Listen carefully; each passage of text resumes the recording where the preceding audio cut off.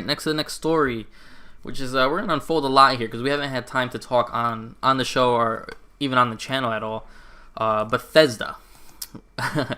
So this comes from everyone harassing Pete Hines on where Elder Scrolls 6 is and where Bethesda's Starfield is, and what happened with the reveal a long time ago where they showed the splash screen of Elder Scrolls 6. So after constant people tweeting at him and stuff like that, he did come out with a small statement, I guess. I don't know if you can even call it that. He goes, don't expect details on the Elder Scrolls 6 until years from now.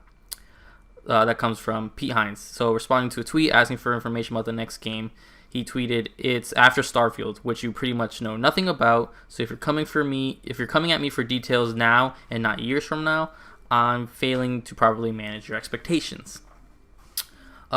You fail to hold our expectations and manage our expectations when you haven't showed footage of what your next game is supposed to be on the docket, and you show us a splash screen of one of the, a sequel to one of the, greatest games to some people, greatest games ever, Skyrim, and then not say anything about it for years. So when I saw this, I thought it was dumb for them to kind of come at them, but I think some people aren't really in the world or really in the ecosystem to realize that Bethesda used Elder Scrolls 6, that splash screen at their conference, I don't even know what it was, 4 years ago or whatever it was. They used that as a marketing thing to try to gain some points back. People were really riding Bethesda on the stuff that, the Fallout, like the Fallout of Fallout 4, the Fallout of Fallout 76, and Rage, and all these weird games that they were doing in their experiments, and their reputation was on the line. So they try to gain some points quickly by just saying, "Don't worry, a sequel to what you guys really loved is coming."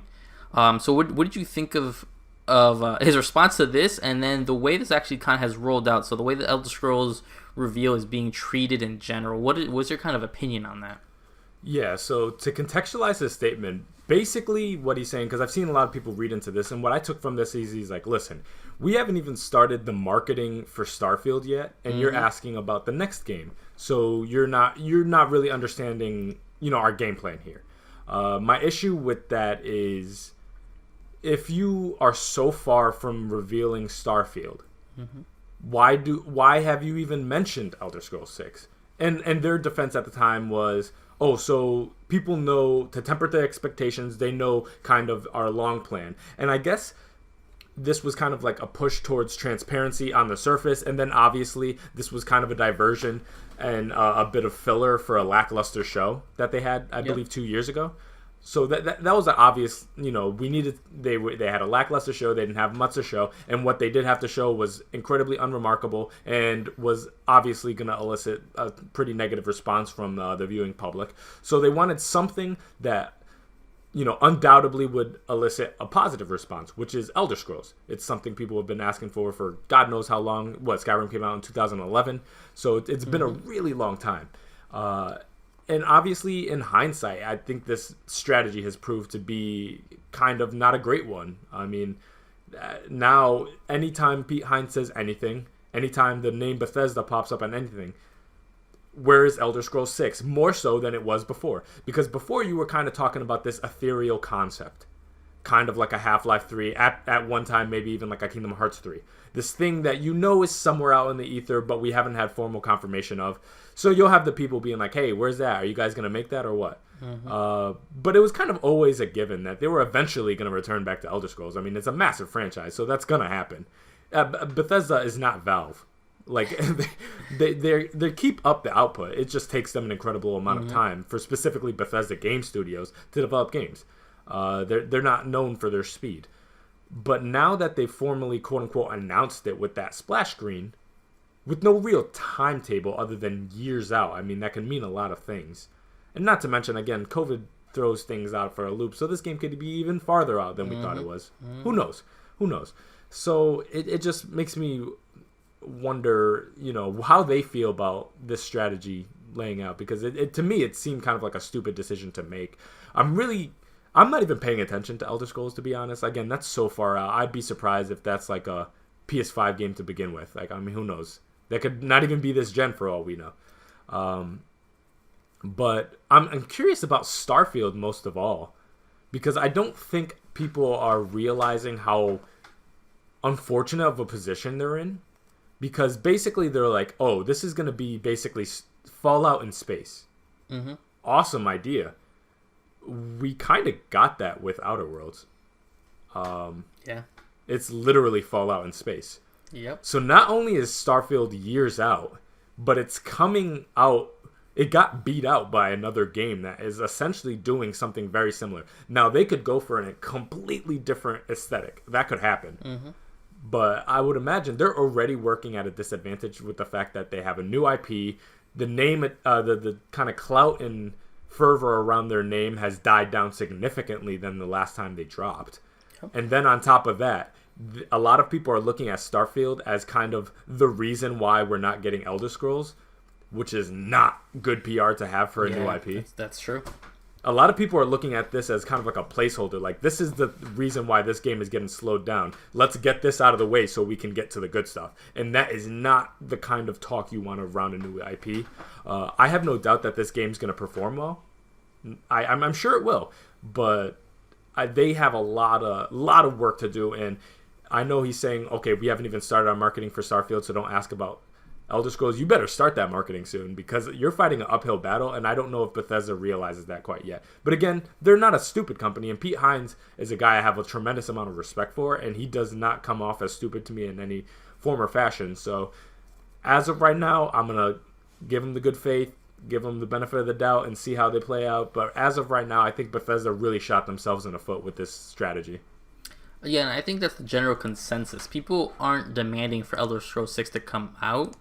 Obviously, they've been demanding it for a while, but a game like that takes a long time to build and a long time to do, because you have all these mechanics, from choices to character customization to battle to the size of the world and story missions and all that stuff. These kind of games take a long time. You can't just turn them around in 2-3 years, especially when you want to hold them to a caliber and like style and like, you know, scale that you have, that you're known for.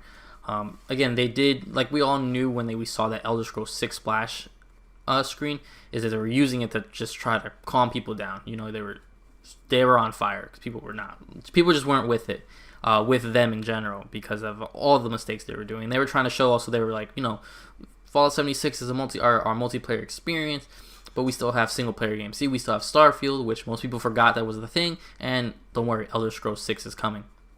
And, you know, it's so far off that Elder Scrolls 6 doesn't even have a title. Where, you know, Elder Scrolls 5 is, you know, Skyrim, then you had Oblivion. This one legit just is still called Elder Scrolls 6. And like you said, we haven't seen anything of Starfield. We haven't seen gameplay. We don't know what the story is, what the mechanics are. What's it going to, you know, it has to do things that Outer Worlds did, but better. You know, because Outer Worlds was very good. Outer Worlds, you know, people still talk about that game because it was able to clearly show what it wanted to do, and it did what it wanted to do. Where now it's Bethesda's turn to try to up the ante, and that's just for Starfield.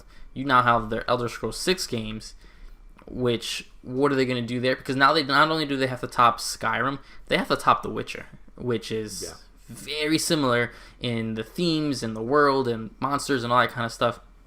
You know, they're not the only guys in the court doing this now. You know, it's very difficult though, because you now have to be like, well, why would I spend $60 to play on your broken engine, which always comes out with tons of bugs, terrible, the bad voice, you know, acting, and you know, they don't. I don't know their rigmarole on motion cap, because the lip syncing is usually pretty terrible. Like, why would I spend $60 on all this nonsense, assuming the game is $60, when I can get Witcher 3 for $15, or just re-download The Witcher, which has, you know, it looks incredible on all the systems. And, you know, it'll be backwards compatible, hopefully completely with the Xbox Series, so you can play it on there. On PC, it looks incredible. The mechanics are there. People love it because of the show are reintegrated with it. It has this huge world. It has monsters. You know, what are you going to offer that's better? You can't just keep releasing your same game. And my biggest issue with Bethesda is their engine. That engine is terrible. If they launch Starfield on that same engine and did not fix it, they're going to go slightly the way of Telltale Yeah. with their games. Telltale refused to change their engine, fix their engine and fix their release schedule. And look what happened to them. So, I know Bethesda's a way bigger dog than that, and they have tons of other stuff. Luckily they can slowly rely on, id and all these other companies they have. But for actual Bethesda game studios to come out swinging with Starfield and to flop will be something that people will continue to talk about, because it'll be the fall of a giant. Fallout 4, even though it wasn't like this crazy good, experience for some people, I really enjoyed it. It's kind of my favorite Fallout game, side and side by New Vegas. Yeah.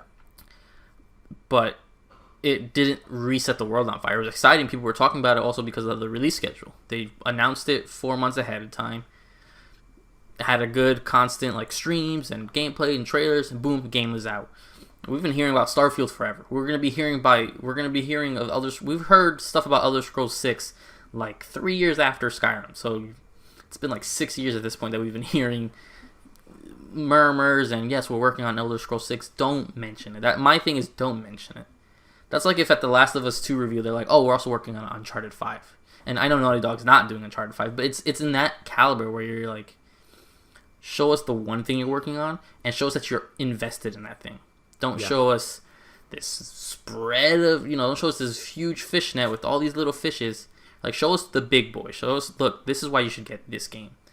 Not, well, we're going to make this game and then hopefully we can switch over to what you guys really want. The main course. It's don't do that. That's just a terrible strategy. And I don't think we're going to see that much. They do need to start, like you said, they got to start talking about Starfield, because most people don't even know that game exists. Every time I bring it up to another friend of mine, and he's this huge Bethesda fan, he's like, I forget. He's like, I thought they were working on Elder Scrolls 6. I'm like, yeah, that's the problem, because they're going to release Starfield, and people are going to be like, well, where's Elder Scrolls 6? Yeah. And these kind of tweets and these messages of, trying to temper people's expectations, you did it yourself. You put yourself on a pedestal and said, Elder Scrolls 6, and you were screaming it into the universe, when you should have been reeling it back, talking about, hey, we're really excited about Starfield. And Starfield has its own battle to do, because people still hold the Mass Effect trilogy very high. And between BioWare and Bethesda, there's a lot of similarities in their style of games, in my opinion. So, and then on top of the rumors that Mass Effect trilogy is getting a remaster, that's going to be fresh in people's mind. And especially Mass Effect 2, which is, I think, most people's favorite Mass Effect. You're going to have a competition, because what is Starfield? Should we expect Mass Effect? Should we expect Space Skyrim? What do we expect to look at? And that's where they're really in trouble, in my aspect. And my view is that they dug themselves in a hole, and now they're struggling to get out, and no one's helping them out. Yeah, well, Pete Hines and Todd Howard, I mean, they're not stupid guys, and they got more than enough time to figure out a good game plan at this point. People are rushing them, but at the same time, no one's operating on a timetable thinking that they're going to move fast with any of these things. Yeah. So I say at this point, listen, what the damage is done. They rolled out a stupid strategy. At this point, get your release schedule down, get your marketing down, commit to Starfield, go full investment on that, and say, listen, this is the product we're selling now. We know we told you about A, B, and C later down the line, but today we're talking about this, and for the foreseeable future, we're talking about this. And then once you move past that point, it's released, it's out in the ether, then you could pivot onto Elder Scrolls at that point. But we'll have our eyes out on them, and again, ultimately, Bethesda Game Studios, whether in a good position or not, they are still generally accepted as one of the bigger teams in the game industry. Mm-hmm. And Elder Scrolls is going to be one of the best-selling games of that year whenever it does come out. So, yeah, I'll give them the benefit of the doubt for now, but it's something to keep our eyes out on. Mm-hmm.